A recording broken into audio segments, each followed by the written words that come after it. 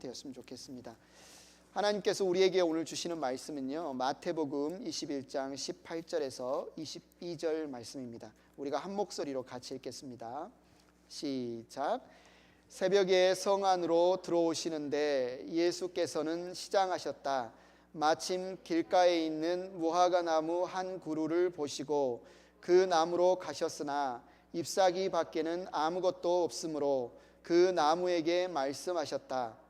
이제부터 너는 영원히 열매를 맺지 못할 것이다. 그러자 무화과 나무가 곧 말라버렸다. 제자들은 이것을 보고 놀라서 말하였다. 무화과 나무가 어떻게 그렇게 당장 말라버렸을까? 예수께서 그들에게 말씀하셨다. 내가 진정으로 너희에게 말한다. 너희가 믿고 의심하지 않으면 이 무화과 나무의 한 일을 너희도 할 수 있을 뿐 아니라 이 산더러 들려서 바다에 빠져라 하고 말해도 그렇게 될 것이다. 또 너희가 기도할 때에 이루어질 것을 믿으면서 구하는 것은 무엇이든지 다 받을 것이다. 아멘. 아멘. 자리에 앉으시기 바랍니다. 지난 한 주간 여러분 잘 지내셨습니까? 여러분 요즘 혹시 막 하루하루 지내시면서 살만 난다 하루하루 힘이 난다, 내일이 기대가 된다, 이런 마음인가요? 아니면 이렇게 일을 해도 남는 게 없나, 이 수고를 해도 뭔가 열매가 없나, 이런 생각이 드시나요? 이쪽 저쪽 두 가지 다 드실 수도 있는데, 많은 경우에 예를 들어서 정말 열심히 새벽부터 일을 했는데, 비즈니스를 하는데 매출이 마이너스다 아니면 매출이 남기는 남는데 인건비만 겨우 남는다, 그러면 내가 정말 이 비즈니스를 할 필요가 있나, 이런 회의감이 들기도 하지 않습니까? 아니면 자녀를 키웠는데 자녀들이 이제 열심히, 요즘 또 행복한 교회에 수험생들이 많이 있으니까 열심히 공부를 했는데 공부한 만큼 좋은 어떤 결과가 나오지 않는다. 그러면 아이들도 참 마음이 안 좋겠죠. 우리 영적인 신앙생활 어떻습니까? 내가 예수님을 믿고 예수님을 따르고 신앙생활 한 지 지금 몇 년인데 여전히 내 신앙 안에, 삶 안에 뭔가 열매가 없다면 참 마음이 아플 것 같아요. 저는 종종 황당한 일을 겪은 적이 있습니다. 열심히 이렇게 매일 아침 제가 말씀을 묵상을 해서 이렇게 보내잖아요. 어떤 때는 이제 미리 저녁에 묵상하기도 하는데, 아니면 설교 말씀을 전하기 위해서 이렇게 열심히 타이핑을 하는데 전원이 갑자기 나가거나 아니면 컴퓨터가 갑자기 고장 나거나 그래서 날아가 버리는 경우가 있어요. 정말 애쓰고 수고해서 뭔가 결과를 기대했는데, 열매를 기대했는데 그 열매가 사라져 버렸을 때 오는 그 황당함, 그 안타까움 얼마나 큰지 모르겠습니다. 우리가 삶을 살아가면서 열매는 너무너무 중요하죠. 그것이 우리의 일에 수고로 얻는 소득이든지, 아니면 자녀를 잘 키워서 소망하는 바가 이루어지는 것이든지, 아니면 우리가 신앙생활을 하면서 하나님과 우리의 관계에서 맺는 열매이든지, 열매가 없다면 우리에게 무슨 소망이 있을까, 그런 생각을 합니다. 우리가 지금 이제 마태복음을 계속 묵상을 하고 있고요. 이 사순절이란 말을 혹시 들어보셨나요? 이 기독교 용어인데요. 바로 예수님이 고난을 받으시기 전 40일간의 기간을 말하는데요. 특별히 오늘 우리가 읽은 이 본문 말씀, 어제부터 읽은 본문 말씀은 예수님이 이제 긴 갈릴리에서부터 여행을 해서 멀리 떨어져 있는 예루살렘까지 쭉 여행을 하죠. 그래서 드디어 이제 예루살렘에 도착해서 예루살렘 성에 들어갈 때 사람들이 호산나 호산나 우리를 구원하소서 구원하소서 하면서 자기들이 입고 있는 막 외투를 길에다 깔고요, 옆에 있는 종려나무 가지를 막 꺾어서 깔면서, 이런 일은 개선 장군 아니면 왕이 입성을 할 때, 왕이 돌아올 때 보여주는 어떤 환영 행사하지 않습니까? 바로 그 종려주일이라고도 부르는 왕이 입성하는, 왕이 자기의 성에 입성하는 그 장면에 이어서 오늘 우리가 읽은 이 본문이 나옵니다. 그런데 사실 오늘 우리가 읽은 본문, 여러분 무화과 나무가 말라버린, 예수님이 저주에서 말라버린 이 이야기를 들으면서 여러분은 이제 어떻게 이해를 하고 어떻게 이 말씀을 해석을 하고 삶에 적용하는지 모르겠습니다. 그런데 사실 굉장히 해석하기에 난해한 구절들 중에 하나예요. 왜냐하면 언뜻 보기에 너무 좀 이해가 안 되는, 쉽게 이해가 안 되는 부분들이 몇 가지가 있기 때문에 그렇죠. 그래서 먼저 우리가 궁금한 이 말씀을 읽을 때 보통 사람들 아니면 학자들, 그리스도인들이 이 부분은 참 이해가 안 돼라고 문제 제기를 하는 몇 가지 부분들을 한번 먼저 간단히 정리를 먼저 해보겠습니다. 첫째, 마태복음에도 이 무화과 나무를 저주해서 말라버린 사건이 나오고, 마가복음에도 예수님이 무화과 나무를 저주해서 말라버린 사건이 나오는데, 마태복음에 나온 사건과 마가복음의 사건을 보면 좀 순서가 틀려요.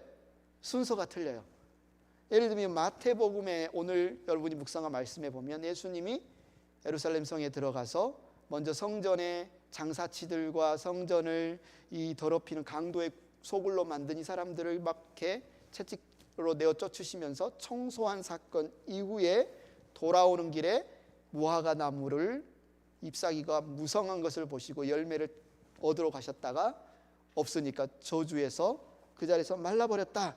이렇게 오늘 우리가 읽은 말씀에는 기록이 되어 있잖아요.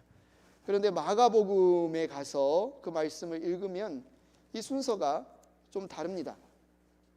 왜 이게 마태복음과 마가복음의 이 순서가 다를까? 왜냐하면 이 기록하는데 이 초점이 다르기 때문에 그래요. 마태복음의 저자 마태는 성경을 기록할 때 구약에 약속하신 구약의 말씀들이 신약 성경에 어떻게 예수님께서 왕으로 오셔서 성취를 하셨는지 이 사건에 중심을 합니다. 율법의 완성에 초점을 맞추고 기록을 해요. 그러니까 시간 순서보다는. 그런데 마가복음의 저자 마가는 철저히 이 시간 순서에 우선을 합니다.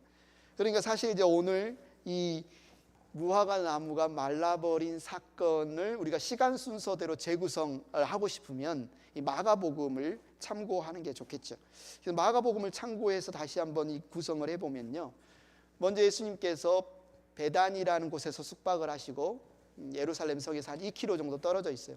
이제 6월절이 얼마 안 남았기 때문에 전국에서 그리고 심지어 다른 나라 교포들까지 와요. 6월절을 지키기 위해서. 수많은 인구들이 많기 때문에 예루살렘에 다 이렇게 먹고 자고 할 숙박 시설이 없습니다. 근방에 있는 베다니 같은 도시들, 위성 도시들에도 가서 많이 숙박을 하는데 예수님은 베다니에서 숙박을 하시고 제자들과 예루살렘 성에 들어가시다가 마가복음에 보면 무화과 나무를 열매가 없는 것을 보고 저주를 하십니다. 그리고 성전에 들어가셔서 성전 하나님을 만나고 하나님께 기도하고 하나님께 인도함을 받아야 할 장소에서 사람들이 장사를 하고 폭리를 취하고 그걸 가지고 자신의 배를 불리는 강도의 소굴을 만들어버린 그곳을 청소를 하시죠.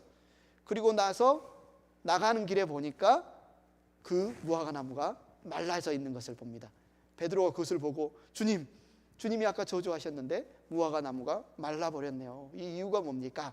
이렇게 질문을 하시죠. 그러니까 시간 순서로 보면 이렇게 되겠지만 중요한 점은 그겁니다. 시간 순서보다 더 중요한 점은 무화과 나무를 예수님이 저주해서 마른 사건과 예수님이 성전에 들어가서 성전이 하나님이 주신 성전이 성전의 역할을 제대로 못하고 오히려 하나님께 사람들이 나아가는 것을 방해하는 이 현실을 같이 연결시켜서 지금 이 말씀을 우리에게 주고 있다라는 거죠.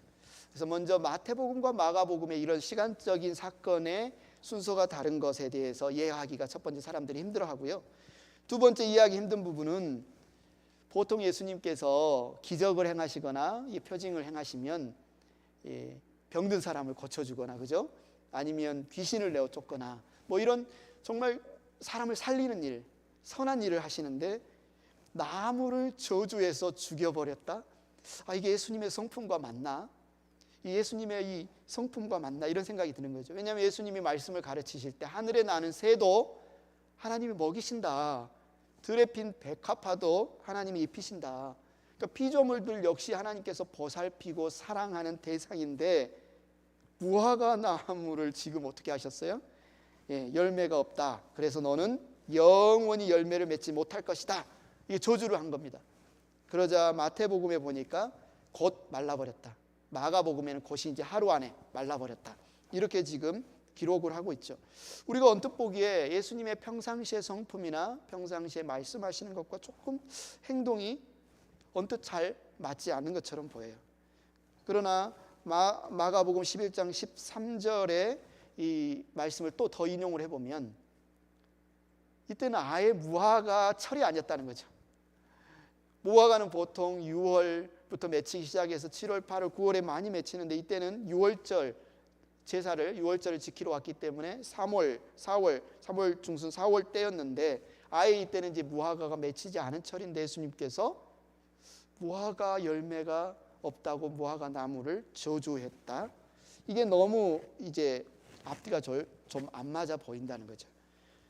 그리고 또 자기가 배고프다고 무화과를 따러 갔는데 없다고, 야 너 죽어 하고 이렇게 하는 게 예수님의 평상시의 이 모습과 조금 안 맞아 보이는데, 이런 것 때문에 학자들이 이 말씀을 이제 묵상하고 이해하고 우리도 또 하는데 좀 어려움이 있다, 논쟁들이 있다. 세 번째 이해하기 힘든 부분은요, 이 무화과 나무가 말라버린 사건을 이제 베드로가 물어보잖아요. 주님이 저주하셨는데 무화과 나무가 말랐습니다. 왜 그런 겁니까? 이렇게 물어봤는데 갑자기 예수님이 기도와 연결을 시킵니다. 기도와 연결을 시켜요. 그럼 이 말씀을 예수님께서 지금 무화과 나무를 저주해서 마르게 한 이 말씀을 우리가 어떻게 이해해야 되나? 언뜻 보기에는 그래요. 예수님이 무화과에게 열매를 구했으나 무화과가 열매를 주지 않아서 예수님이 그를 저주해서 말라버리게 했다? 사람들이 우리에게 뭔가 해코지를 하거나 우리에게 뭔가 핍박하거나 우리를 왜 이렇게 안 좋게 대하는 사람들 우리가 저주해서, 하나님 앞에 저주해서 믿고 기도하면 막 산이 던져서 바다에 던지고 하니까 너희들 마음에 안 드는 사람들 하나님 앞에 기도해라 다 혼내주겠다, 뭐 이런 말씀인가? 이런 오해를 여러분들은 안 하겠지만 마치 할 수도 있을 것 같은 그런 이제 구성이 되어 있는 거죠. 근데 이거 절대 그렇지 않습니다. 우리가 성경의 다른 부분에서 계속 말씀을 우리에게 주시지만 우리의 억울함, 우리의 안타까움, 우리의 슬픔, 우리의 당하는 이것들은 하나님 앞에 다 아뢰 수 있어요. 왜? 하나님 우리 아버지시니까. 우리는 그분의 자녀니까. 그분 앞에 다 아뢰 수 있지만 우리가 저 사람 이렇게 망하게 해주세요, 이렇게 벌받게 해주세요, 이렇게 저주받게 해주세요, 이렇게 우리가 할 수는 없죠.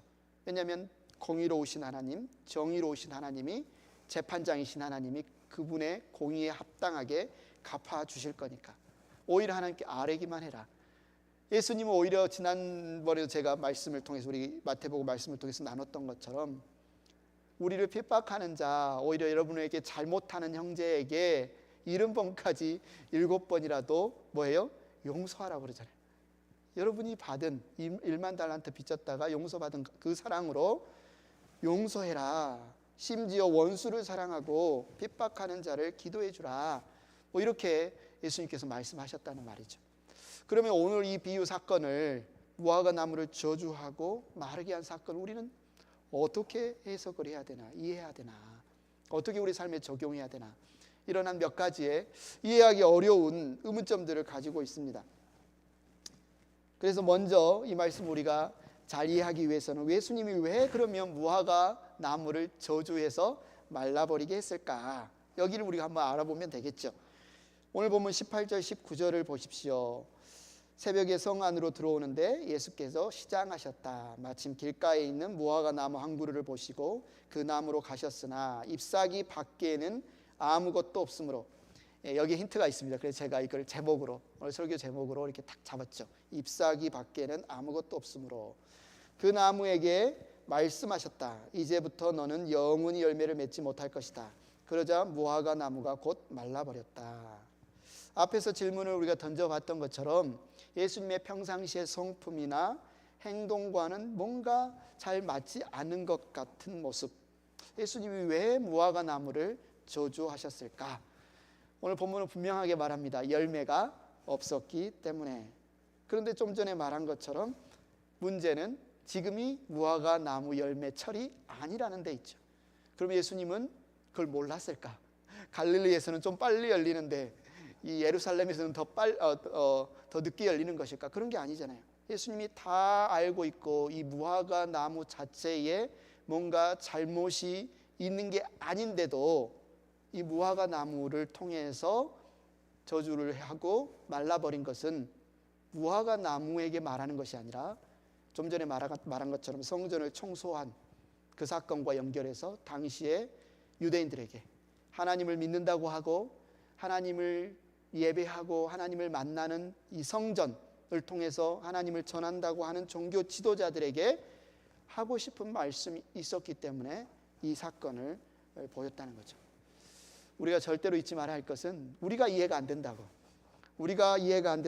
예수님이 하나님이 불의하시거나 하나님이 잘못을 행하시는 분은 아닙니다. 우리가 이해를 아직 못할 뿐이지 하나님은 의롭고 선을 행하시는 분이시죠. 그런데 여기에서 좀 전에 힌트가 여기에 있다고 그랬습니다. 잎사귀 밖에는 아무것도 없었으므로 예수님도 아셨어요. 아직 무화과 철이 아닌 것을. 그런데 무화과의 특성상 무화과가 무슨 뜻이냐면요, 꽃이 안 피고 열매가 맺힌다는 뜻이거든요. 무화과, 그렇죠? 꽃이 없는데 바로 열매가 맺힌다는 것은 잎사귀가 막 무성해지면서 열매도 같이 맺히는 식물이 나무가 무화과입니다. 한마디로 겉으로 보기에 지금 무화과 철이 아닌데 잎사귀가 무성하다는 건 뭐예요? 열매가 있어 보인다는 거죠. 뭔가 열매가 많이 있어 보인다는 거예요. 예수님께서 여기에서 열매가 많이 있어 보이는 무성한 잎사귀를 보고 갔더니 열매가 하나도 없었더라. 이 부분이 이 말씀의 굉장히 중요한 부분입니다. 왜 그래요? 우리가 마태복음을 쭉 묵상하면서 당시의 종교 지도자들인 바리새인들, 그리고 성전에서 제사를 지내고 하나님을 만나고 돕는 일을 가르치고 도왔던 제사장들, 성경을 가르치는 율법학자들, 그들의 신앙 행태를 보면 어떻게 했어요?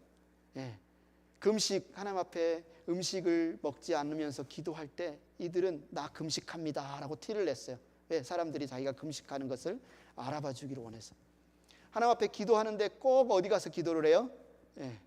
사람들이 많이 다니는 큰 도로 앞에서 하나님 아버지 이렇게 기도하거나 아니면 마켓에서 사람들이 막 장 보는 마켓에 가서 막 홀리하게 기도를 합니다.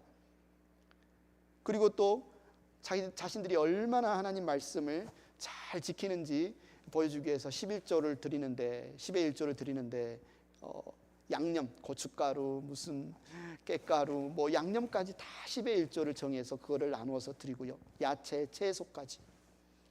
심지어 모세의 율법, 십계명 율법뿐만 아니라 거기에 장로들, 그 이후에 그 이전에 신앙생활을 했던 조상들이 만들어 놓은 전통들을 수백 가지 정해놓고 그것들을 자신들이 얼마나 잘 지키는지를 보여주고, 혹시 주변에 있는 누군가 그 율법을 어기면 손을 안 씻고 예수님의 제자들처럼 막 뭘 먹는다든가 그러면 쫓아가서, 득달처럼 쫓아가서 어떻게 하나님을 믿는다는 사람이 이렇게 말씀을 어기냐, 율법을 어기냐, 이렇게 책망을 합니다.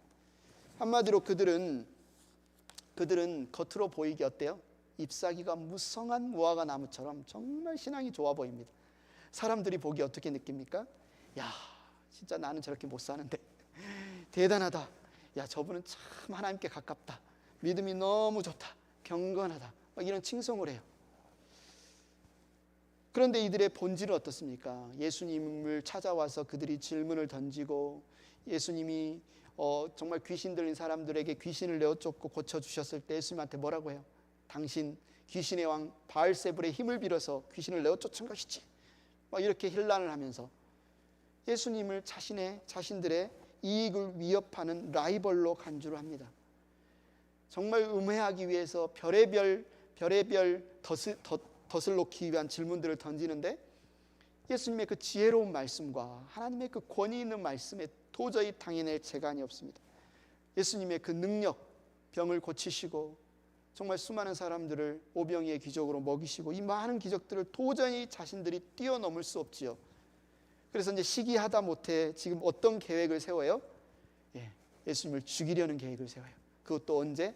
하나님께서 이스라엘에 큰 구원을 베푸신 출애굽의 그 구원을 기념하고 축하하는 6월절 날 지금 하나님이 자신들을 구원하기 위해 보내신 메시아를 죽이려는 지금 음모를 꾸미고 있습니다.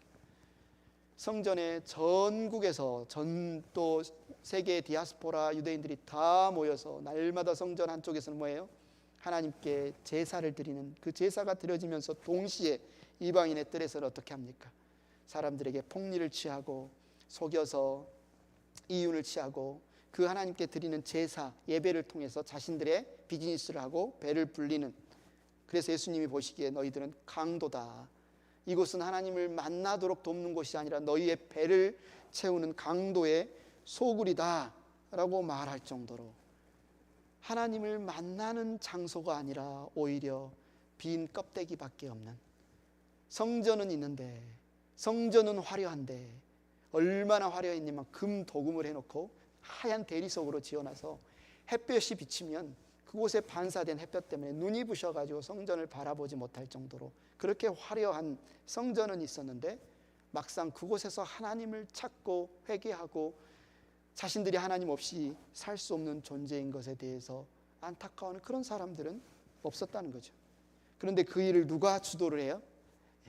겉으로 잎사귀가 많아서 반드시 열매가 있어 보일 것 같은 바리새인들이, 율법학자들이, 종교 지도자들이 그걸 앞장서서 그렇게 하고 있어요.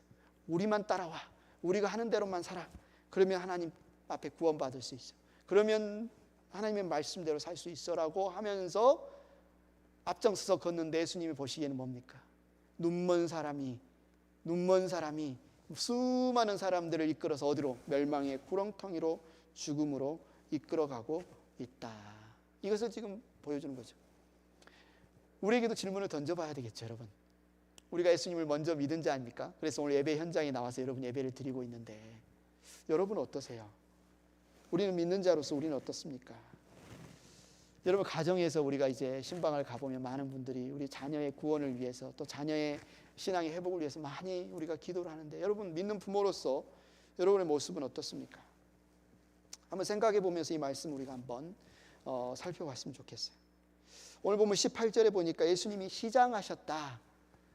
예수님이 당연히 인간의 몸을 입고 오셨으니까 우리가 배고픈 것처럼 예수님도 시장하시는 게 맞습니다. 근데 지금 예수님이 굶는 거 절대 난 못 참아 조금이라도 배고픈 거 못 참아 해가지고 지금 단순히 배고픈 것 때문에 무화과 열매를 찾았고 못 찾으니까 화가 나서 무화과를 저주해서 말라버리게 한 것이 아닙니다. 사도 마태가 특별히 예수님이 시장하셨다라고 강조해서 적은 것은 단순히 육신에 있어서의 배고픔, 시장하심을 강조하기 위한 것이 아니라 하나님이 보낸 메시아가 이 땅에 오셨는데, 구원자가 이 땅에 오셨는데, 이 땅에 있는 죄인들, 이 땅에 있는 자기 백성들이 구원자를 맞아들이지 않습니다. 그분의 말을 듣지를 않아요. 예수님이 이 땅에 죄인들을 구원해서 자기와 함께 사시려고 오셨고, 벌써 공생애를 몇 년을 하셨습니까? 3년을 가르치셨어요. 3년을 가르치셨는데 변한 게 없습니다. 3년을 가르치셨는데 듣지를 않아요. 비유를 통해서 가르치시고 귀신을 내어쫓고 병든 자를 고치고 능력을 행하는데도 이들이 끊임없이 하나님이 보내신 메시아를 거절합니다. 거부합니다. 잎사귀만 무성한 그 모습으로 살다가 그 결과는 어떻게 된다? 하나님께 돌아오지 않으면, 하나님의 말씀에 반응하지 않으면 이 무화과가 말라버리는 것처럼 너희도 말라 죽을 수밖에 없다. 심판받을 수밖에 없다. 이 사실을 지금 보여주는 거죠. 그런데 이제 그러면 이 말씀 우리가 어떻게 우리 삶에 적용할 수 있을까? 세 번째 좀 이해하기 힘든 부분이 뭐였습니까? 베드로가 왜 이 무화과 나무를 예수님 저주해서 말라버렸는데 그 이유가 뭐죠? 라고 했을 때 예수님이 갑자기 기도에 대해서 가르치시잖아요. 기도에 대해서. 그럼 우리에게 이 말씀을 어떻게 지금 적용해야 될까? 이것은 위선뿐인 정말 하나님 그분을 믿는, 찾는 진정한 믿음이 없이 겉으로 외식하는, 위선하는 이중적인 이 종교 지도자들과 유대인들에 대한 책망과 심판의 메시지인데, 그 메시지와 더불어 예수님이 기도의 자리로 초청하고 기도를 가르치고 있다면 우리의 삶에 이것을 어떻게 지금 적용할 수 있을까?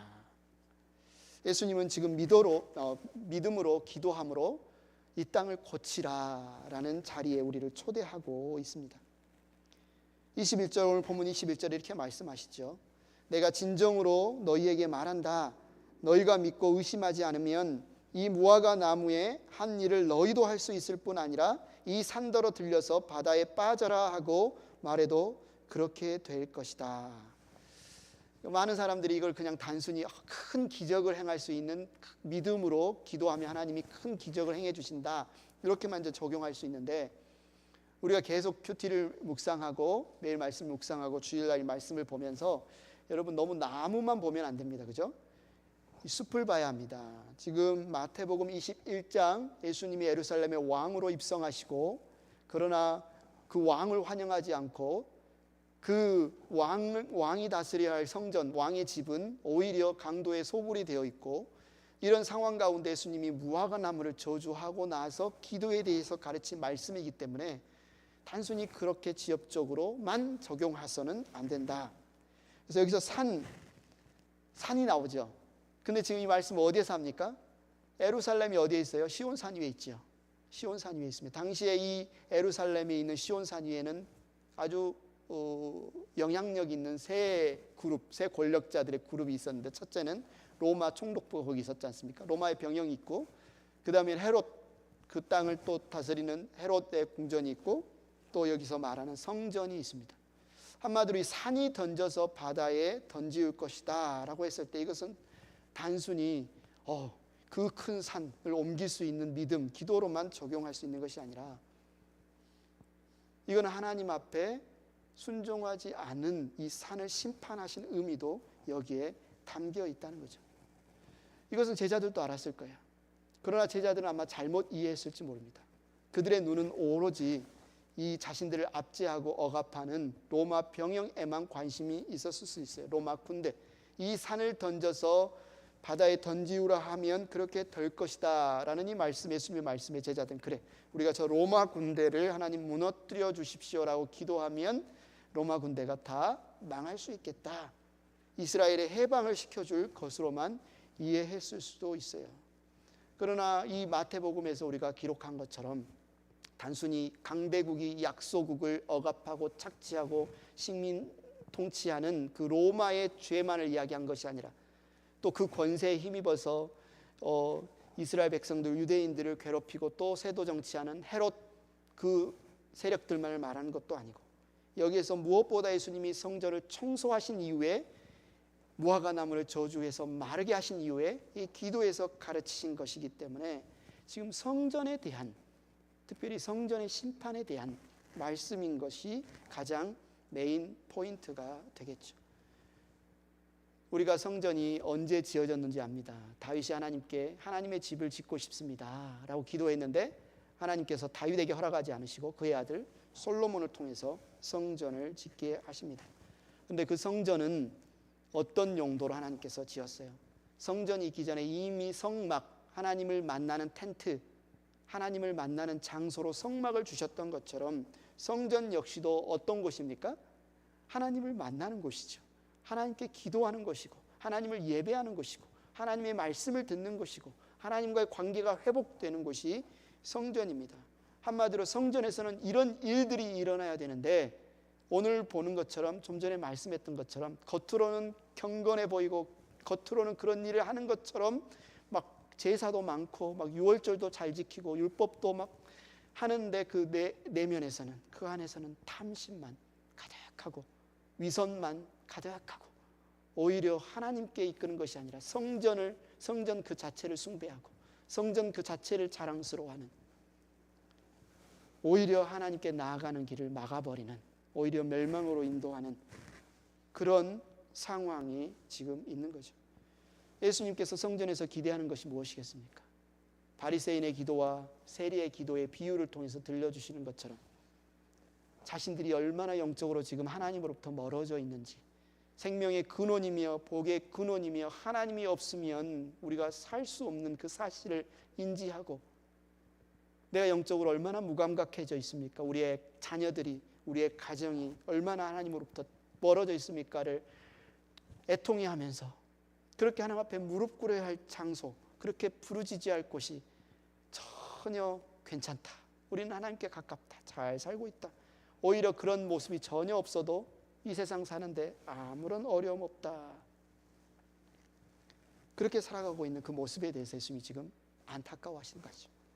그래서 역대하 7장 14절, 우리는 이 약속을 기억해야 합니다. 성전을 짓고 나서 솔로몬이 기도를 하자 그 기도에 하나님께서 응답하시는, 너희가 성전에 와서 또 하나님을 믿고 살아가면서 맺는 열매에 대해서 이렇게 말합니다. 어떤 열매를 맺어야 된다?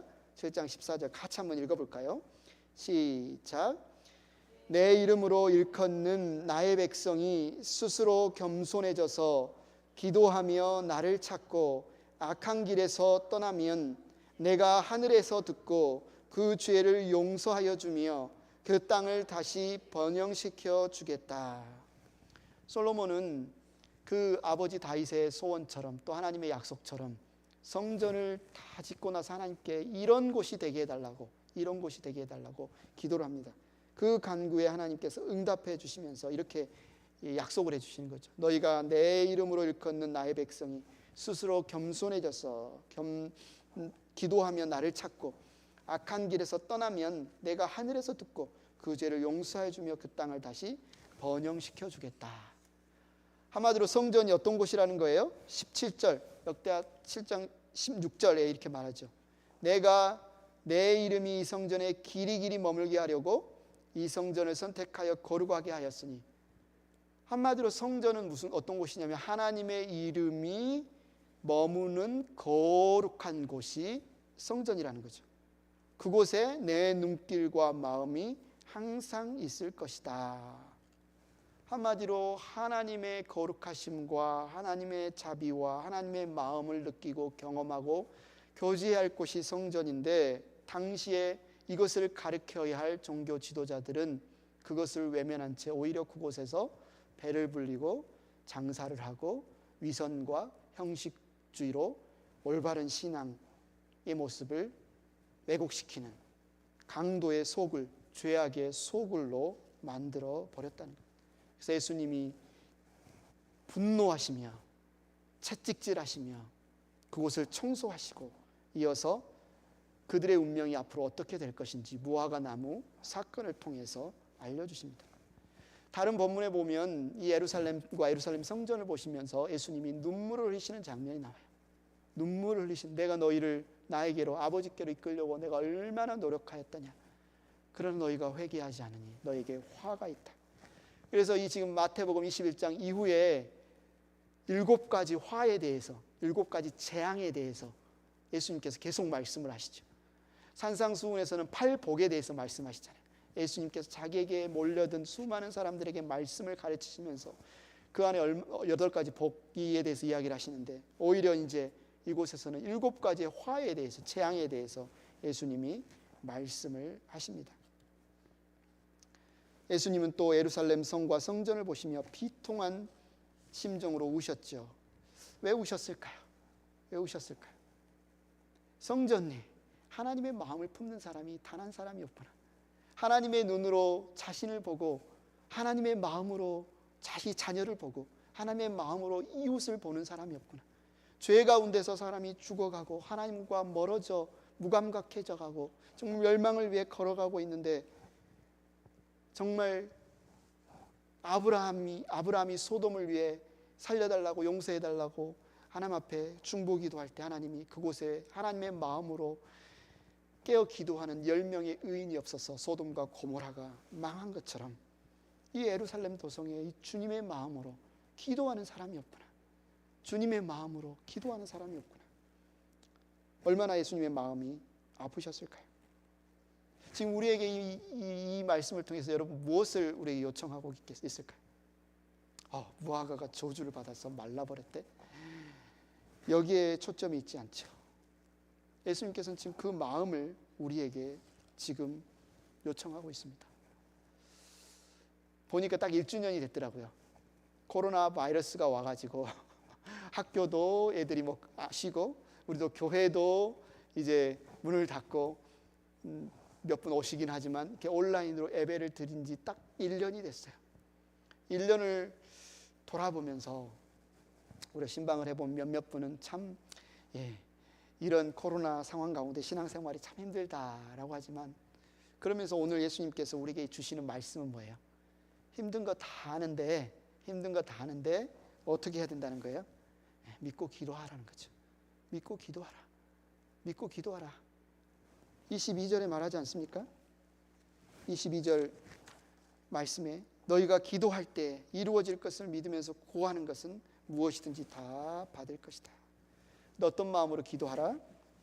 역대하 7장 14절 내 이름으로 일컫는 나의 백성이 스스로 겸손해져서 기도하며 나를 찾고 악한 길에서 떠나면 내가 하늘에서 듣고 그 죄를 용서하여 주며 그 땅을 다시 번영시켜 주겠다. 우리가 왜 겸손하게 하나님 앞에 우리를 회개합니까? 이스라엘 백성들은 너무나 위선에 쉽게 빠졌습니다. 경건의 모양만 있으면 된다고 했어요. 그래서 금식도 하고 기도도 하고 11조도 하고 또 말씀도 잘 지키니까 자신들은 잘 신앙생활 하고 있다고 생각했어요. 그러나 그들에게는 진정한 경건의 능력이 없었어요. 그런 삶을 살았던 바리새파의 한 사람으로 살았던 사도 바울은 나중에 그러한 신앙의 행태를 자신의 영적인 제자 디모데에게 디모데후서 3장 5절 이렇게 말합니다. 겉으로는 경건하게 보이나 경건함의 능력은 부인할 것입니다. 그대는 이런 사람들을 멀리하십시오. 경건의 모습만 있는 것이 중요한 것이 아니라 경건의 능력이 있는 것이 중요한데 그 경건의 능력은 어디에서 나옵니까?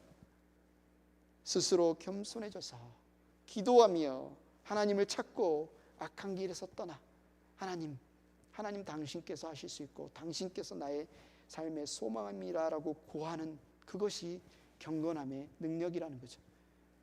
그냥 하나님 이 산을 던져서 저 바다에 옮겨주세요라는 큰 그냥 기적을 추구하는 믿음이 아니라 수많은 사람들이 하나님을 믿는 그 믿음에서 떠나 아니면 믿음을 몰라 때로는 나를 핍박하고 조롱하고 이해하지 못해도 그 가운데서도 꾸준히 예수님의 마음으로 그들을 위해 기도하고 그래서 디모데후서 3장 12절에 말한 것처럼 그리스도 예수 안에서 경건하게 살려고 하는 사람은 모두 박해를 받을 것입니다. 주님의 말씀을 따라 박해받는 가운데서도 오히려 주님을 찾고 구하는 그 모습, 그래서 그들의 모습을 통해서 하나님의 살아계심이 드러나고 하나님의 평화와 하나님의 자유와 하나님의 소망이 드러나는 그 열매, 그것을 경건함의 능력, 경건의 힘이라고 말하고 있습니다. 성경에 수많은 경건의 능력을 지닌 인물들이 있지만 굉장히 극적으로 보여준 인물 중에 하나가 스데반입니다. 스데반은 기독교 최초의 순교자라고 할 수 있죠. 스데반 집사님, 예수님만이 하나님께 이르는 유일한 길이요 진리요 생명임을 당시에 빈 껍데기뿐인 대제사장들, 장로들, 바리새파 사람들에게 담대히 전합니다. 여러분이 죽인 그 예수, 부활하신 예수께 돌아오지 않으면 여러분 무화과 나무가 말라서 죽어버린 것처럼 여러분 소망이 없습니다. 담대히 선언하는데 결국 그에게 날아온 것은 뭐예요? 돌이죠. 사람들이 하나님을 모독한다, 신성을 모독한다, 스데반을 끌어다가 돌로 쳐서 죽입니다. 왜 하나님이 살아계시다면 자신의 아들이 생명의 위협을 겪고 있는데 보호해 주시지 않았을까? 이 생명의 위협에서 왜 이를 보호해 주시지 않았을까? 이 장면을 보면 가끔씩 그런 생각이 들기도 해요. 그런데 잘 보면 스데반은 그것을 구하지도 않아요. 주님, 제가 주님의 말씀을 열심히 전하고 있는데 제 생명은 주님께서 지켜주세요. 돌이 날아오거든 천사를 보내서 막아주세요. 이런 기도를 하지 않습니다. 오히려 뭐라고 기도하죠? 주 예수님, 내 영혼을 받아주십시오. 주님, 이 죄를 저 사람들에게 돌리지 마십시오. 결국은 돌에 맞아 순교합니다. 죽습니다. 그런데 그때 무슨 역사가 일어나냐면 성령의 역사가 일어나요. 그의 영적인 눈이 열리고 하늘 보좌에 앉으신 예수님이 그에게 보일 뿐만 아니라 얼굴이 환한 빛이 나는 것을 주변의 사람들이 보게 됩니다. 그 중에 누구도 봐요? 이 스데반을 죽이는 일에 앞장섰던 사도 바울, 그때 이름은 사울이죠. 사울도 봅니다. 과연 사울은 무엇을 느꼈을까? 자신이 주도해서 끌어다가 재판을 받고 돌에 쳐서 죽이는데도 그 얼굴에는 하나님을 믿는 그 믿음 가운데 환하게 빛나며 오히려 자신에게 돌을 던지는 자신들의 죄를 용서해 달라고 하나님께 구하는 이 경건의 능력을 보면서 자신들에게는 율법을 지키는 경건의 모양은 있을지 모르겠지만 경건의 능력은 없는데 이 스데반을 보면서 무엇을 느꼈을까요? 나중에 하나님께서 역사하셔서 결국 스데반의 기도에 응답하셔서 사울이 바울이 됩니다. 바울이 이방인의 사도가 됐을 뿐만 아니라 신약 성경의 수많은 부분을 기록하는, 성령의 감동으로 기록하는, 한마디로 우리가 믿는 이 신앙의 초대 기독교의 기틀을 놓는데 하나님께 쓰임받는 인물이 바로 사울이에요. 바울이에요. 근데 그 일을 누구의 기도에 응답을 하나님이 이루셨다고요? 스데반의 기도의 응답으로 하나님이 이루셨습니다. 사랑하는 행복한 교회 성도 여러분, 예수님이 오늘 이 기도에 저와 여러분을 초청하고 있습니다. 오늘 이 기도에 저와 여러분을 초청하고 있어요. 여러분 어떻게 응답하시겠습니까? 또 너희가 기도할 때 이루어질 것을 믿으면 구하는 것은 무엇이든 다 받을 것이다. 내 이름으로 일컫는 나의 백성이 스스로 겸손해져서 기도하며 나를 찾고 악한 길에서 떠나면 내가 하늘에서 듣고 그 죄를 용서하여 주며 그 땅을 다시 번영시켜 주겠다. 정말 겉으로만 경건의 모습이 있으면 됩니까? 아니면 심지어 그 경건의 모습조차 없더라도 이 세상 살아가는데 별 어려움 없습니까? 아무 문제 없습니까? 여러분과 여러분의 자녀들의 삶 가운데 겸손히 기도하며 악한 길에서 떠나 하나님을 찾고 있지 않는데도 아무 이상 없다고, 아무 문제 없다고 배 두드리고 있지는 않습니까? 그런 우리 예수님은 오늘 이 무화과 나무가 저주를 받아 말라버린 이 사건을 통해서 우리에게 지금 깨어라, 기도해라. 너희의 메마른 심령, 혹여나 황폐하여진 마음이 있다면 겸손히 기도하고 나에게 찾아 구하라. 하나님의 은혜, 십자가의 보혈을 구하라 라고 말씀하십니다. 여러분의 가정을 위해서, 여러분 자신을 위해서, 여러분의 자녀를 위해서, 여러분의 이웃을 위해서, 또 여러분이 기도하는 형제 자매를 위해서 지금 우리는 기도할 때입니다. 부르짖어 구할 때입니다. 하나님이 약속하시겠다고, 예수님이 약속하시겠다고, 경건의 능력으로 채워주시겠다고 약속하셨습니다. 이 시간 우리가 함께 기도하기를 원합니다. 이 시간 기도할 때 먼저 회개합시다. 혹여나 우리가 환경 때문에, 상황 때문에 하나님을 찾는 이 마음이 무뎌져 있다면, 주님께 무릎 꿇는 우리의 삶이 게을러져 있다면, 주님, 우리가 겸손히 주님 앞에 기도하기를 원합니다. 주님과 멀어진 것이 악인데 그 악에서 돌이켜 주님을 찾기를 원합니다. 우리 삶에서 주님이 주시는 열매가 없는 것이 가장 인생의 심각한 문제인 것을 우리가 자각하기를 원합니다. 우리의 자녀를 위해서 줄 수 있는 최고의 선물도 결국은 그들이 주님을 찾고 붙들고 주님과 동행하는 삶인 것을 믿습니다. 주님, 우리의 눈을 열어주시옵소서. 우리 행복한 교회 형제 자매들, 지체들을 바라보며 그들을 위해 하나님 앞에 기도할 수 있는, 예수님의 기도의 요청에 참여할 수 있는 우리가 되게 하여 주시옵소서. 우리가 기도를 쉬었던 죄를 용서하여 주시고, 우리가 이젠 기도할 때 하나님께서, 예수님께서 약속하신 대로 신실하게 응답하실 줄 믿습니다. 하나님, 우리를 회복시켜 주시고 우리의 자녀들을 구원하여 주시고 우리 형제 자매들을 하나님 고쳐주시고 주님이 주시는 참된 기쁨과 감사와 주님의 살아계심을 경험하며 담대히 선포할 수 있는 그 믿음의 열매를 맺을 수 있도록 함께하여 달라고 이 시간에 합심해서 우리가 함께 기도하겠습니다. 사랑이 많으신 하나님 아버지, 감사합니다. 우리 예수님께서 아버지 정말 눈물을 흘리시며 예루살렘을 향하여 선포하셨던 그 말씀이 우리의 귀에 들리기를 원합니다. 하나님, 우리의 눈을 열어주시옵소서. 우리의 귀를 열어주시옵소서. 우리의 마음을 열어주시옵소서. 하나님, 우리는 무엇을 먹을까, 입을까, 누울까, 눈에 보이는 것으로만 염려하고 걱정하는 것이 아니라 정말 우리의 삶에 있어서 가장 중요한 열매, 주님이 주시는 생명의 열매, 주님과의 교제의 열매, 주님의 뜻이 우리의 삶을 통하여 이루어지는 그 열매, 그 열매가 우리에게 가장 필요한 열매인 것을 깨닫게 하여 주시옵소서. 오늘 이 사건을 통하여서 우리의 자녀에게 주어야 할 선물, 또 우리의 이웃에게, 우리 형제에게 주어야 할 선물이 무엇인지 다시 한번 우리가 봅니다. 하나님, 우리가 주님의 그 요청대로 주님 앞에 기도하기를 원합니다. 주님의 약속을 믿고 구하기를 원합니다. 겸손히 죄에서 돌이켜 악한 길에서 돌이켜 주님 앞에 기도하오니 주님의 은혜로 부어주시옵소서. 주님의 마음으로 부어주시옵소서. 주님의 눈이 향한 곳에 우리의 눈이 향하게 하여 주시고 주님의 두 손 두 발이 향한 곳에 우리의 마음과 두 발이 향할 수 있도록 하나님 역사하여 주시옵소서.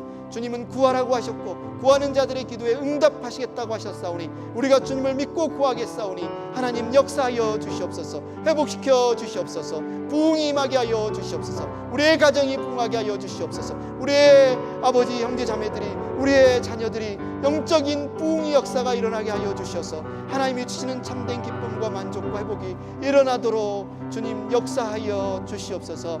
감사합니다. 예수님의 이름으로 기도드렸습니다. 아멘.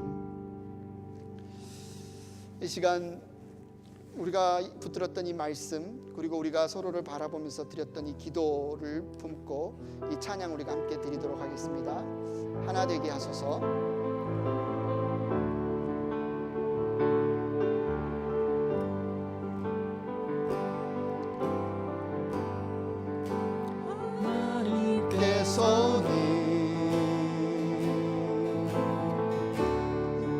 우리의 만남을 계획해 놓으셨네. 우린 하나 되어 어디든 가리라 어디든 가리라. 주 위에 서라면 주 위에 서라면 무엇이든 하리라. 당신과 함께 우리는 하나 되어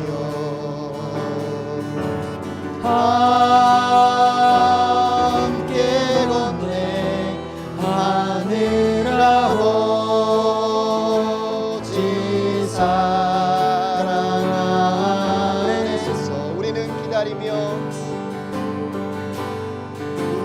우리는 기다리며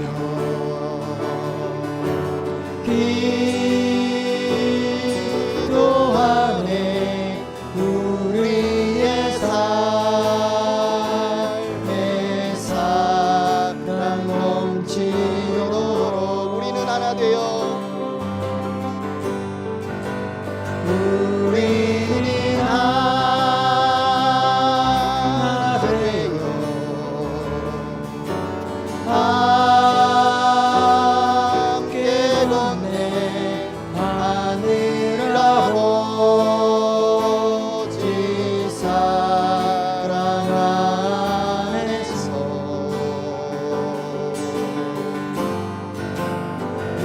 우리는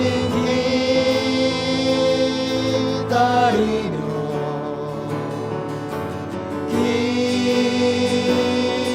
기도하네. 우리의 삶의 사랑 넘치도록. 이 시간 다 같이 자리에서 일어나셔서